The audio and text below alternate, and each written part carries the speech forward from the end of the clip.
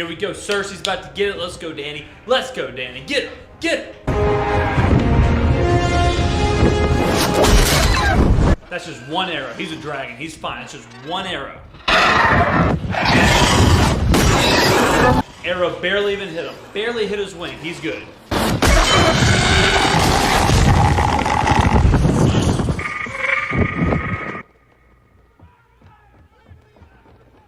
Turn this off. Episode 4, the last of the Starks has come and gone. It was epic. It was powerful. But it was disappointing. No, I'm just kidding. That episode was awesome. JK, that episode is why people got into Game of Thrones. The Last of the Starks, the 4th episode is by far the best episode this season. And I don't want to argue about nothing. Now, I will admit, the first 30 minutes of the episode was pretty bad. Pretty awful. Not good really at all. I don't know if they brought in some like Hallmark Channel romantic novel writers for the first 30 minutes and then kicked them out of the room. I don't know. First 30 minutes, not great. The rest of the episode was perfect. It was throwback Game of Thrones, and it was on the back of Tyrion Lannister. So we got the political conniving. We got some surprise deaths. We got some impromptu battle scenes. We got it all. We got it all. So let's start at the beginning, shall we? The beginning kind of started with how we thought it would. It was started with we got to see Winterfell after this battle. We got to see the losses. We got to see mourning. We got to see the, remembering the dead, remembering the ones who gave their life for us, like Jorah and Theon. One small critique of this episode is that it was flying. There is fast travel, and then there's what happened in this episode. The speed at which we jumped scenes and jumped like actual terrains of land was frighteningly fast. So I get that they're trying to do this in 6 episodes. I get they're trying to put a lot into these 120-minute sods, but this episode was moving. So the next scene now is the dining hall, and it's basically just pure fan fiction. It's just straight up all your favorite characters celebrating, cheering, drinking, hitting on each other, dancing. Everyone's having a merry time about 12 hours after the biggest war of their lives. We get the predictable kind of setup where you see Jon Snow's being celebrated. You see Dany obviously jealous. You also see that Dany is a Starbucks reward member. Look at this. This is insane. I don't do this. When I film these videos, I see everything that ends up in post-production, I see. And it's just me in here. She has so many people on this set watching the cameras. There's multiple cameras pointed at her. There's multiple people looking into every camera lens. Then immediately after, you have directors and producers checking the scenes, checking the lighting, checking to make sure everything is good before they move on to the next scene. Then you have someone after that actually editing these. Then you have someone after that actually rendering them all down. This is a huge process. Huge process. And no one noticed that she's got a venti frappuccino sitting in front of her? No one noticed while they were talking about dragons, while they were talking about storming the gates, about Winterfell and the White Walkers, that she's got a Java mochaccino sitting in front of her? I mean, this is really incredible. It really is. And it shows that even in these huge productions, Lord of the Rings, Game of Thrones, Harry Potter, whatever, these huge productions that even the people in the production are so lost into the story, so lost into the characters, so lost into that world, they forget about things in our world like soy lattes or tall Americanos, whatever. Either that or they're just incredibly lazy. So let's snap back to reality. Oops, there goes gravity. Then we have Gendry, who's just kind of celebrating.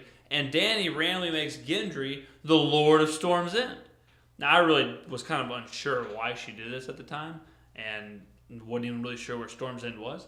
But I got a feeling it's just her attempt at making people like her. It's her attempt at saying, here, peasant boy, have this. And that's her attempt to just throw in the dog a bone. Then we got some more Tormund, just some humor. Again, multiple times in these shows we've said that Tormund is the Fred and George. He is the comedic timing. He's the comedic relief.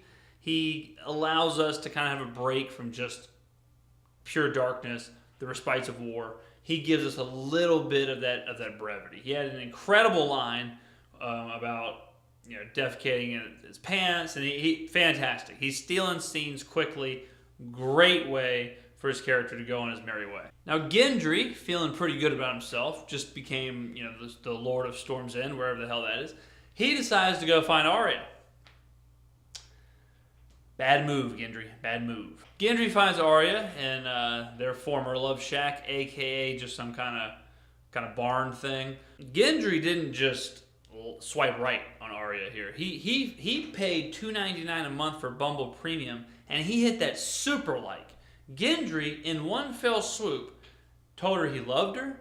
He asked her to marry him.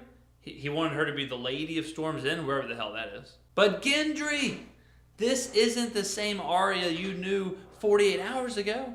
This isn't the same Arya who was pushing you up against a haystack. This is the Arya that killed the Night King. This is the Arya, she's the queen of the castle. So what's Arya do to our guy Gendry? She friend zones him. She leaves him on red. All the worst things that can happen to somebody. Now, between me, you, and the camera, I thought when she was saying you need a lady and I'm not a lady, I thought we were getting the ultimate twist. That Bruce Almighty twist, if you know what I mean. That Caitlyn Jenner.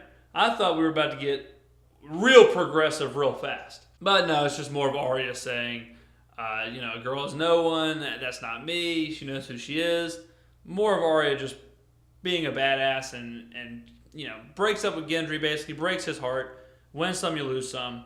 And she's back in her place as just a straight ninja warrior. So now we slide back on into the dining hall where we're having a drinking game with Jaime, Tyrion, and Brienne. A little bit different than the drinking games I played, like quarters, waterfall, stuff like that. This is a game where Tyrion just kind of ruins everything. And Tyrion makes the allegation that Brienne of Tarth is a virgin, which she didn't like very much. She gets up and leaves. Jaime follows, of course, and they go back to the room. Now, we've said before here that I didn't buy the whole Jaime, Brienne romance, and I still don't buy it. I think it's a little forced. And maybe it's because they look almost identical to each other. Brienne looks like if you took Jaime and then you made an Ellen DeGeneres deep fake with Jaime, and that's who Brienne of Tarth is. So it's just not resonating with me. It's not resonating with me for whatever reason. Even throughout this whole scene, I never bought it. So I don't know if y'all are buying it. Maybe their characters, like their real life actor and actress, just don't have a ton of chemistry. That's possible. It happens. So now we move to Jon and Dany. Everyone has had their own weird romantic thing. This is the part of the episode that's just real tough to swallow. It's just not great. So we get to Jon and Dany now. Now you got to remember, Jon is from Winterfell. Jon is not cool with this Targaryen incest deal that the Targaryens are. So Dany is still like, hey man, yeah, I know that we're going to see each other at Christmases and family reunions, whatever, but I'm still about this relationship. Dany is still trying to get in there. Jon's not having it. This scene is the first little bit we see of just how desperate Dany is for that power. I'm not using that as a euphemism. She actually just wants the power. So Dany tells Jon, look, how about this? Don't tell a soul about our little secret. The whole, you're a Targaryen, you're the rightful heir, leave that out. I'll take the throne. I'm playing the part of Dany here. I'll take the throne. You marry me. You're kind of in power-ish. I actually am in power, and we're all good. That's her plan. She, kind of skates over that the all-powerful, all-knowing, all-seeing, non-walking three-eyed raven is literally in the same compound, so secrets can only go so far. But Jon kind of sort of agrees. Jon kind of sort of says, okay, that's okay. He lets her know, like, I feel you, but I have my family, I have my people, I don't know if I can do that. And Dany just puts it all on the table and says, look, I've given you the blueprints. Now, whatever you do with it, that's on you. So what's Jon decide to do with it? He decides to tell the whole damn family. They go out to the God's Wood, to their favorite tree, and him, Sansa, Arya, and Bran have a little convo. Bran delivers my favorite line of the episode, where Jon is kind of teetering back and forth on if he should actually tell Sansa and Arya, and Bran looks at it and Bran says, "It's your choice." Really good stuff. I love Bran. Bran is morphing into one of my favorite characters. I really, really enjoy what he's got going on. I really enjoy his storyline. I really am I'm all in on Bran. All in on that guy right there. My favorite two-wheeled human by far. So Jon decides, all right, fine, I'll tell him.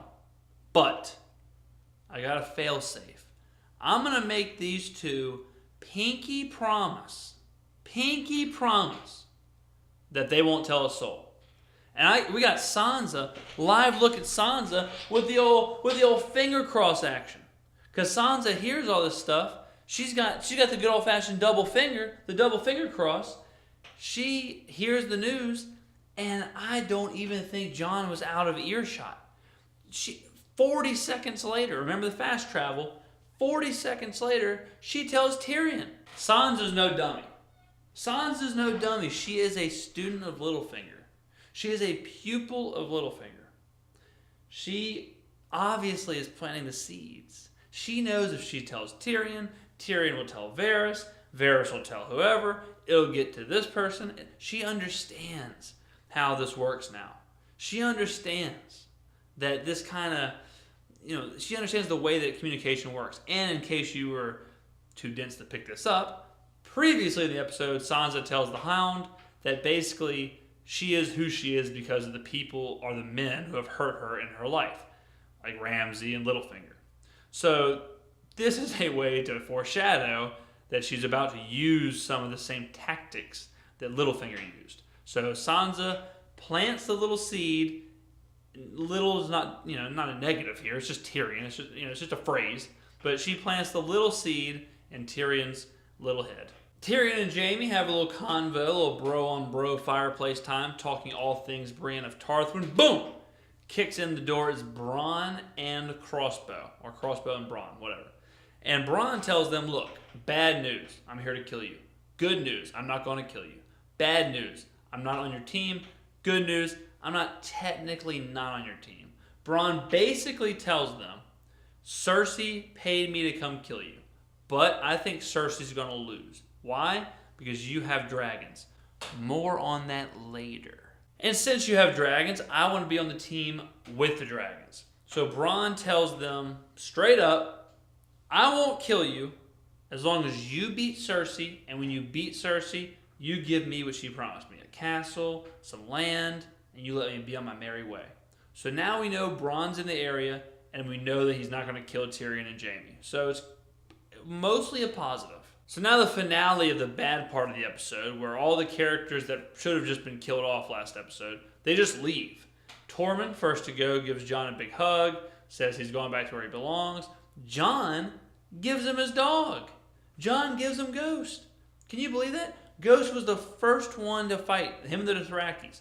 Ghost is missing a damn ear. He still has blood on his white fur, and Jon Snow, aka confirmed cat person, doesn't even tell Ghost bye. He spends 10 minutes telling everyone bye, and his own dog, who just survived the first wave of White Walkers, he doesn't even give him a treat. He doesn't even give him a pet on the head. He just kind of looks at him and walks off. I feel bad leaving for lunch when my dog's looking at me. If it's raining too hard and thundering, I'm not going back to work. I'm calling in sick. Am I really sick? No, I'm just hanging out with my dog. And Jon Snow can't give Ghost 5 minutes of his time for a belly rub? Shame on you, Jon Snow. You know nothing, Jon Snow. Sam reveals to Jon that, they're prego maego. Jon talks to Sam for a little bit. Emotional goodbye. They're best friends. On your merry way. Then we have Westeros' favorite odd couple, Arya and the Hound, off to fight Cersei together. The Hound was going by himself. Arya shows up. The Hound begrudgingly lets her come along. They love each other. They're the best tag team in Westeros. They're kind of like Scott Hall and Kevin Nash. Probably more like the Legion of Doom. Not Legion of Doom 2000. Those guys sucked. just the old Legion of Doom. Okay. The bad part of the episode is over. Now we can get to the actual stuff you need to know. We got through the fluff. Now the episode can begin. Remember how I told you that Tyrion knows that Jon should be the rightful king?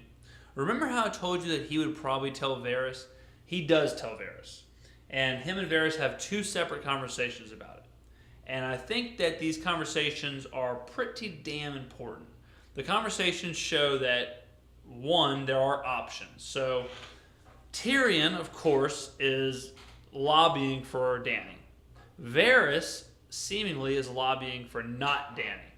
And you can kind of see already this little rift. And they're both making their points of why each person should be on the throne. And we're starting to see this bit of a chasm, this bit of a little rift between these two brains, the real brain of the operation, the two people closest to Khaleesi. Now, I think this is laying the groundwork for Varys to turn on Khaleesi, more than he already has. Varys is very obviously trying to concoct a plan that involves Khaleesi not being on the throne. So I believe that this is going to get back to Khaleesi, and I think we could see her kill Varys. And I think that's how he'll probably die. Varys could be also concocting just to get himself on the throne, maybe not Jon perhaps, but it's obvious that he does not trust Khaleesi. Tyrion, who blindly trusts Khaleesi, makes the offhanded comment that maybe Euron and Cersei will just kill them all, and they won't have to worry about who's on the throne. One of my favorite sayings is that in every single joke, there's a little bit of truth. And no one found this out harder than Tyrion, because Euron and Cersei really tried to kill them. An ambush!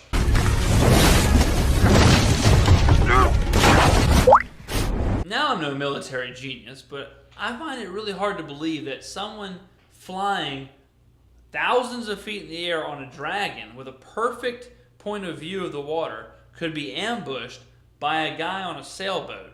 But that's what happened. So Dany is flying with her two dragons, very majestic creatures, and Rhaegar takes a arrow to the chest from Euron. So we got Euron and the whole Viva La Bam gang just shooting arrows, and Rhaegar gets sniped. First one in the chest. Second one kind of tags him in the wing. Third one, right through the throat. So he's dead. Real dead. Dany is now one dragon.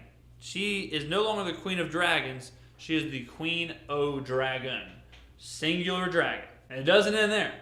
Euron turns his gaze from the dragons to the boats, and they start sinking ships quick. Sinking ships real fast. Remember how fast I said this episode was. Tyrion started in Westfall. He's on a boat now. He's learned that Jon is actually a Targaryen. He's had two conversations with Varys. He's had a conversation with Sansa. He's had a conversation with Jaime. He's insulted Bran of Tarth. He's getting attacked by Euron. His boat is sinking, and he's now swimming to an island. And we're like 40 minutes into the episode. So Euron sinks all the ships, and Tyrion, Varys, Grey Worm, they all have to swim to a very lonely island. They were on a boat. Now they have to swim to the lonely island, and there's no Jack Sparrow there to save them. Oh, who is writing the show? Somehow they captured Missandei. No one else. We never saw them capture her. We're not really sure how this happened, but it did. Remember fast travel. Okay, so let's slow it down. Two things here. First, this shows that Dany is losing all her stuff. We already saw earlier in the episode that she didn't have any friends. She's running for class favorite, but no one's voting for her. No one's voting for her. Gilly has more votes than Dany right now. But what does Dany have? She's got Tyrion and Varys. She's got the two smartest people in the land. Psych. One of them, Varys, is backstabbing her and she didn't even know it. Oh, well, no big deal. She's got two dragons. Dragons are sweet. Nope. Doesn't have that either. And now she is down to one dragon. It's okay. She still got Missandei. Nope. Doesn't have that either. Missandei was captured by Cersei. And we see Missandei back in chains. Remember, Missandei was the first person that Dany broke out of the chains, and Cersei says, so much for the chain breaker, which is a totally different group than the chain smokers. Do not get those two mixed up. Now, I saw a bunch of people on Reddit and Twitter, oh, how I love people on Twitter, saying that it was racist that Missandei was in chains. And to those people, I say, why? Why are you like this? Imagine watching a show with a villain named the Night King, who is just basically Arnold Schwarzenegger in that Batman movie, who got stabbed with dragon glass, burst into a million little ice cubes. He was stabbed by a girl who literally wears other people's faces and passes off their clones, while there's simultaneously multiple dragons and direwolves, and an all-knowing three-eyed raven boy who can warg into animals. Imagine watching that show and saying, wait a minute, is this racist? I mean, it'd be like if PETA watched Jaws and was like, man, you know, this shark is getting treated pretty bad. Now, this part's important. Cersei's talking to Bam, and she tells Bam, we're preggo. It's not just Sam and Gilly. It's me and you too, brother. We know that it's Jaime's kid. We know it's not Bam's, but Bam thinks it's his. Just like we said a few episodes ago, Cersei is going to use that baby, that little Jaime incest baby. She's going to use that as like the carrot on a stick for Euron. Like, look, keep killing dragons. We're going to have a family. This is going to be awesome. And Bam just wants to skateboard, just wants to cut up his Lamborghini. We know what Bam's all about. So Bam is thinking, yes, I like this. This sounds cool. Me like sex with Cersei. That's what he's thinking in his small brain. This also will come in later, so do not forget this very important fact that Euron found out right then and there that Cersei was pregnant. That's the first time he heard about it. And the first time that he ever had an inkling that she actually was with child. Now, Dany is starting to show signs of being a little not a happy camper. Tyrion is trying to talk her out of going and burning down King's Landing, which is what she wants to do now. And you can't blame her. She's lost her dragon, they sunk her ships, things are not looking great for Dany. So Dany is saying, screw this Tyrion, I'm taking my dragon, and I'm going to go burn up King's Landing.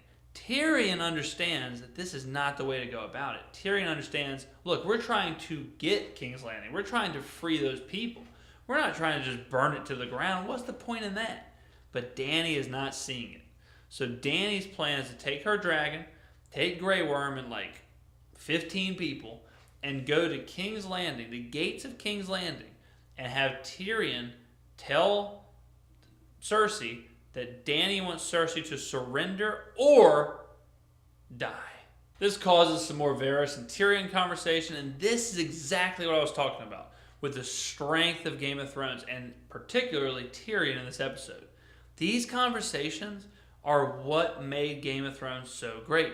The back and forth between Tyrion and Varys is fantastic. The political chess they're playing, the dialogue, this is where Game of Thrones shines. And not to get off on a righty tangent here, but it's pretty obvious that the writers, the D.B. Weiss and the other guy, can't remember his name, sorry, didn't think I'd be naming them, but the people we see after each episode, I think Davidoff? I gotta look up his name now. David Benoff. D.B. Weiss and David Benoff. What the hell was I talking about? It's very obvious that these two writers are more concerned with the actual human dialogue and the human element than the magical part. It's pretty easy to see that the best parts of each episode are not these magical moments, the magical elements, the big battles. It's more these real intricate conversations, these little chess movements. And that's where Game of Thrones really shines. And I think that's a pretty easy reflection of where these writers, where they're putting their most effort into. So we snap over to Jaime and Sansa. Jaime is finding out about what Cersei's done, sinking the ships and taking Missandei and all this stuff. And Jaime is really having to reflect on this because he was done. He left King's Landing. He tried to talk to Cersei. He came to Winterfell. He knighted Brienne, both literally and figuratively. He's doing good for himself. And he's looking into the fire, and I see that he knows what he has to do. So he goes to leave. And Brienne comes out and tries to talk him out of it and says, no, stay with me. You know, this is us now. This is our life. I know we've only been romantic for about, 3 hours max. But look, dude, just stay, all right? She's pulling a Gendry is what she's doing. And much like Gendry, Jaime says, no.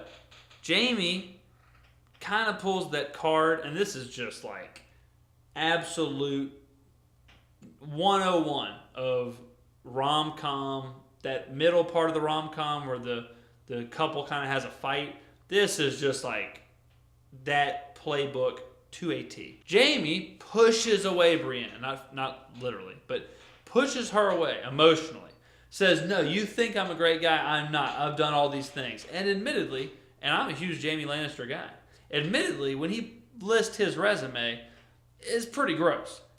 He's had some bumpy spots. So Jaime pushes her away and says, I'm a bad man. I'm an asshole. You don't want to love me. No one I think this is literally like the script from a Matthew McConaughey movie. But no one will love me. You can't possibly love me. I'm not pure like you. Man, I didn't think I'd be doing a monologue, but here we are.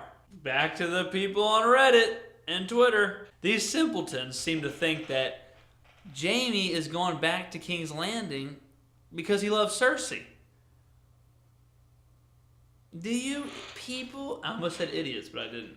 I guess I just did now. But do you people... Do you not remember when Bronn just told Jaime that Cersei paid Bronn to kill him? Why do you think we saw that scene? Why do you think they put that 3-minute scene in there where Bronn lays out on the table exactly what Cersei wants? Cersei wants to kill Tyrion and wants to kill Jaime. She just sank all the ships. She just took Missandei. She's a bad lady. And you think you think what he's thinking is, yeah, I kind of miss her. No, I think Jaime was staring into that fire. And Jaime said, I know what I have to do. And Jaime was ready to go to King's Landing on his own. He doesn't want anyone coming after him. He doesn't want anyone to slow him down. If he dies there, he doesn't want anyone to miss him or to be, in his way. He knows that this is his sacrifice. And this just is more and more evidence for my Prince's Promise theory. Jaime, to me, is 100% the prince that was promised. I don't even think it's going to be close. I think he's 100% the prince that was promised. And he will kill Cersei. When he kills Cersei, his sword's going to light up, and he will be POP confirmed. All right, so we're at King's Landing. Remember fast travel. Tyrion is walking to Qyburn, however you say it. We'll say Qyburn. Tyrion is walking to Qyburn. And these two, each the hand of the queen, basically. And they're going to both offer the same thing. Tyrion offering that if Cersei surrenders, all good. Qyburn, maybe we'll switch it to Qyburn. So Qyburn says, well, I'll counter your offer with the same offer. If Dany surrenders, we'll be all good. Now, he's got a little bit more bargaining power because as they speak, up there is Cersei, the Mountain, and Missandei. She's, in the chains. Remember, racist. She's about to get executed.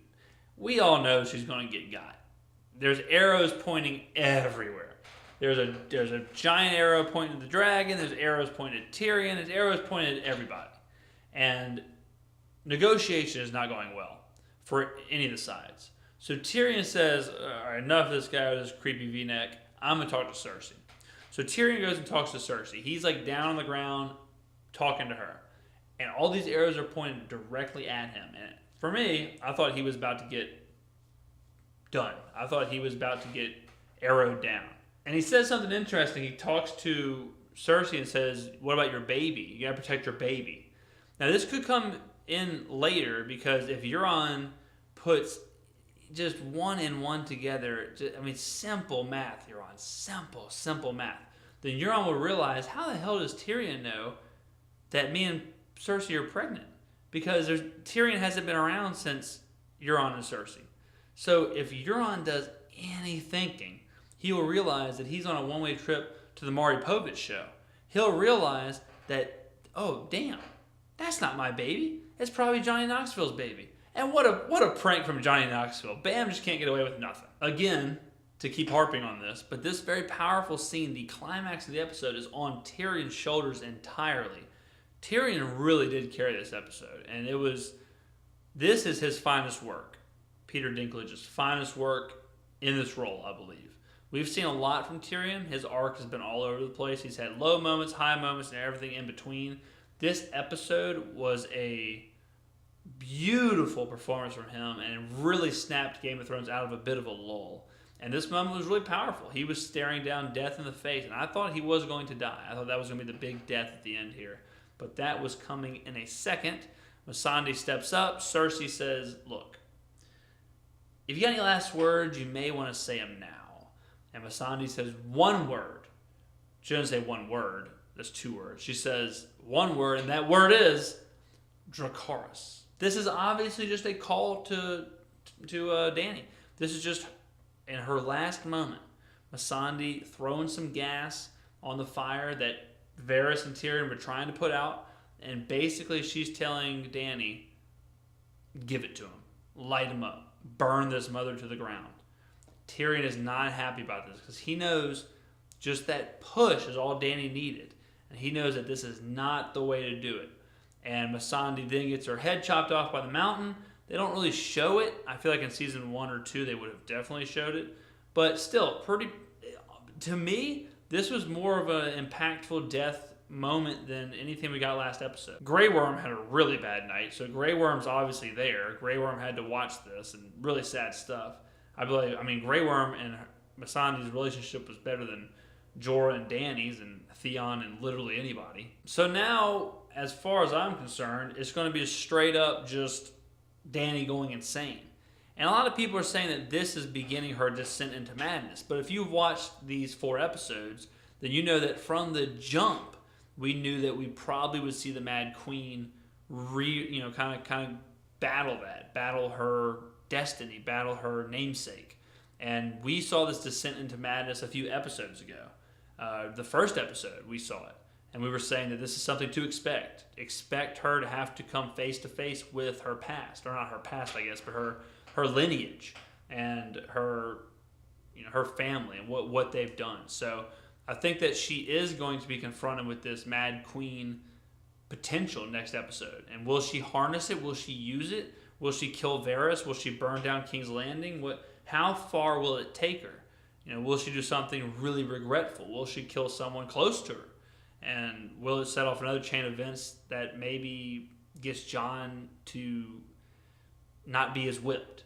Maybe whatever she does, maybe she dips her toes in that madness enough where Jon kind of snaps into what he needs to do, which is be the actual king that he is destined to be.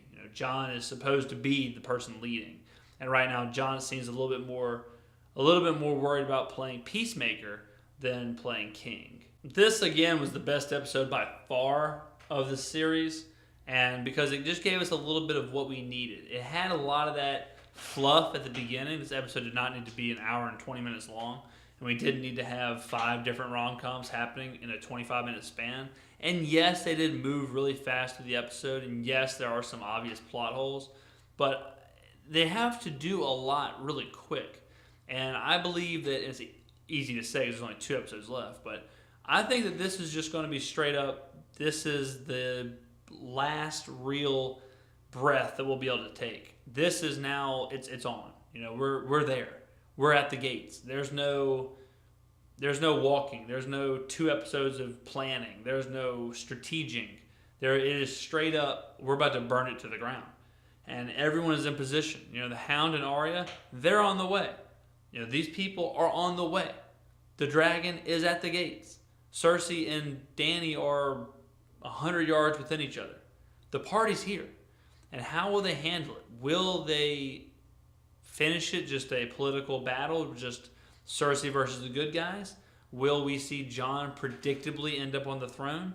Will we see a twist? Will the 2 writers who I believe have strayed away from the magic elements, will they pin the show on magic? Will there be a big twist at the end with Bran? Will he be the new Night King, or will Bran reveal why he's such an important figure? All these questions are more cloudy than ever. And in a way, that's a good thing. I think that they tied a lot of loose ends up in this episode, sending Tormund and Sam and kind of sending people off, Gendry, just sending these people off and kind of ending these weird relationships that were hanging in. Brienne and Jaime had their moment, but now they've split. Will Brienne follow Jaime? Of course she will. I believe Jaime is there to kill Cersei. Euron is probably the second biggest villain currently, so I guess that's who Jon would square up with, because Jon right now doesn't really have someone to battle. He can't just sword fight Cersei. The Mountain obviously is going to fight the Hound, so that leaves Euron versus Jon. So there's a little bit of a weird villain good guy setup. I think Grey Worm will just kill 90% of everyone and then he'll just die.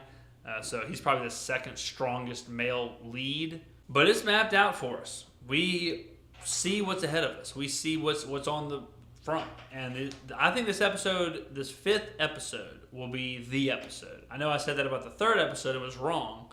But no way I'm wrong twice, right? So I'm pumped. This episode is the one I'm looking forward to probably the most. And I think we're going to see some real stuff. I'm not going to make any crazy predictions because I've been wrong.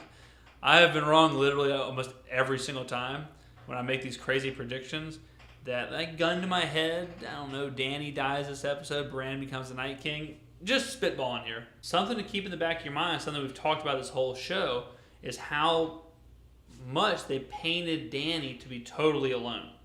Dany, her dragon, her biggest weapon, her really only weapon, is null and void because of all the arrows. We saw what it did to Rhaegal. So the dragon can't do that much.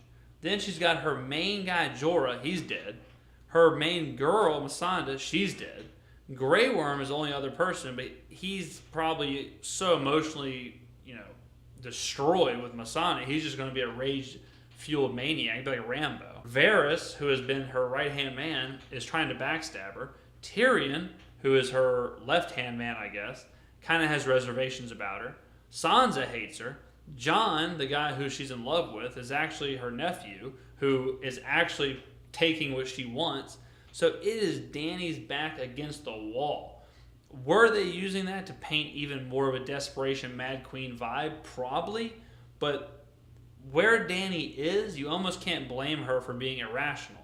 Everything is falling apart around her, and even if she wins, even if she succeeds, she's not guaranteed to get what she wants. All in all, really enjoyable episode. Liked every bit of it. These shows are getting longer and longer because there's so much to dive into. And thank you for sticking with me. Thank you for watching these. Thank you for all the support. A lot of people have been telling me about how much they're enjoying these and stuff. So trying to get them out pretty quick for y'all right after these episodes. And we only have a few left. This is the fourth one. We'll have a fifth one. And we'll have a season finale one. So only a couple left. So thank you very much for the support and watching these. I will see you next week after episode 5.